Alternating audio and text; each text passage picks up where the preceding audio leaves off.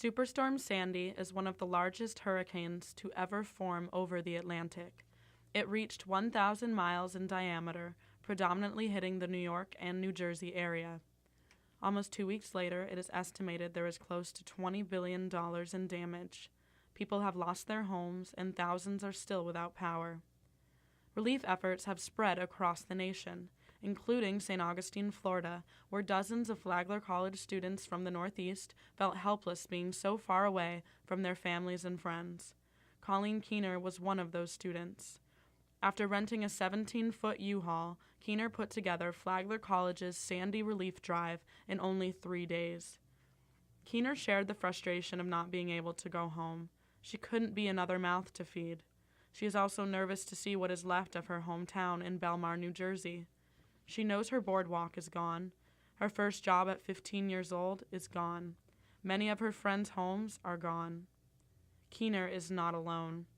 Molly Facentino, a student from Seabright, New Jersey, also helped out with the drive, unloading heavy boxes and separating food from clothing. Her town was wiped off the map. Facentino told me how hard it was imagining her hometown being swept away by the ocean, along with it years of memories. The beach clubs she belonged to during her childhood are gone. One is on its side, and the other, only the lobby remains. Her favorite bar, Donovan's, was damaged beyond repair. She wore a t-shirt that day in Donovan's memory. Another student, Megan King, is from Breezy Point, Queens. She lives only 5 blocks away from a neighborhood of 100 homes that burnt to the ground. King was one of few who returned only a day after the storm. She spent her trip removing debris from both inside and outside of her home.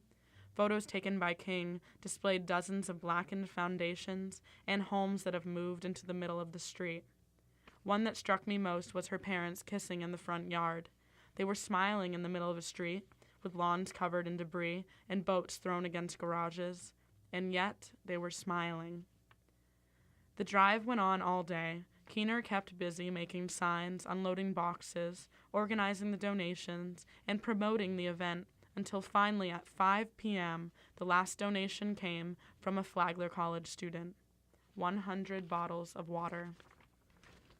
There are 2 types of people in this world, as cliché as this is to say. There are those that say they are going to do something and feel moved to become part of some type of change, but then, for some reason, they don't follow through. These people are not evil.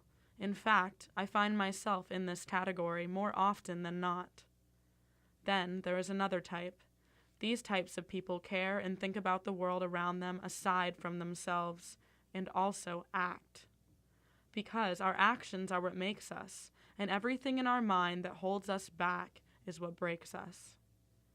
It is a constant battle for most of us between what we say and what we do. But we must recognize our true nature as a human being is to provide for one another. It is to look beyond our busy schedules and see that our biggest and greatest ideas are generally ones that are beyond our self-interest. Don't let great ideas become lost. Keener didn't.